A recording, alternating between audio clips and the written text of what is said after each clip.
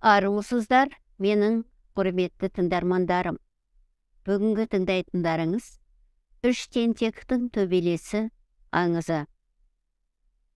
Тәңір тағала Мұхаммед пайғамбардың бір тамшы нұрынан от, су, жел, топырақты жаратты. От жаратылған беттен алаулаған түрін көріп, құтырып шыға келді.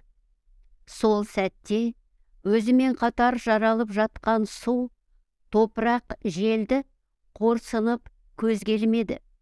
Оларға бәрінен мен артық жаратылдым, деді көңілі тасып. Жел де өзінің күшіне мінсе, дауылға айналатын алапат күші барын байқады.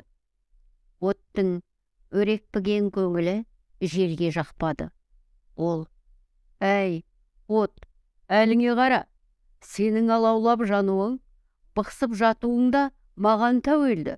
Қаласам өршітемін, қаламасам өшіремін. Бұдан бұлай мен бар жерде аузыңды байқабаш», деп қатты кетті. Осы кезде суда бар болып дүние есігін ашты. Ол да таудай толқынға айналып, екпінменге бұрса, тау жығатын күші барын сезіп қойды. От пен желдің таласы судың желігін қоздырды. Ол: «Әй от, сен олай лепірме, шамаға қарай шайқа. Бұдан бұлай су келгенде оттың үні өшеді. Бықсып жануға да шаман келмей қалады», деді. Сосын желге қарап: «Әй жел, желігіңді бас. Мен саған қалай қусаң солай дөңгелейтін қаңбақ емеспін. Мені бөгейтін күш жоқ. Қаласам тау мен тасты тесіп өтемін.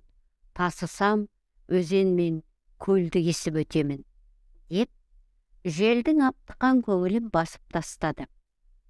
Осы сәтте құнарлы топырақ желіп буған үш тентектің мағынасыз таласын тамашалап тұр еді. Олардың шалығы тимесін деп шеткерек тұрды. Үш тентек ай-шайға қарамай ұрыс-керісті бастап кетті. Отқа су мен желдің жауабы ұнамады. «Көрсетейін мен сендерге», деп ерегіске басты. Гүрілдеп жатып, жалын атып шоғын шашты. Шашыраған шоғынан жұлдыздар тұтанды. Жанған жұлдыз көбейген сайын ол өршелене түсті. Желді де ерегістің желігі буды. Ол да қарап қалмай қара күшін көрсетіп бақты. Ұйтқи соғып, бет қаратпас дүлей дауылға айналды. Ол расымен де күштеді. Жанып тұрған сан-санақсыз жұлдызды шоқ боғымен ұшырып әкетті. Осылайша ғарыш әлемінде құс жолы пайда болды. Ессіз екеудің ерегісі судың делебесін қоздырды. Ол да күшімді паш етемін деп жанған жұлдыздарға тасқын болып атылды. Топан судың астында қалған жұлдыздар бықсып сөне бастады. Ғарыштағы жұлдыздың бірі жанып, бірі сөніп жататыны содан екен. Үш тентектің мағынасыз төбелесі тіршілікке хикмет сыйламады. Олар не үшін пайда болып, не үшін әрекетке түскендерін өздері де ұқпады. Топырақ оларға ісімен үлгі болмаса, сөзімен күлкі боларын ұқты. Сөйтті де шаң тозаң мен қиыршық құмды лаймен біріктіріп, құнарлы топырақ түзді.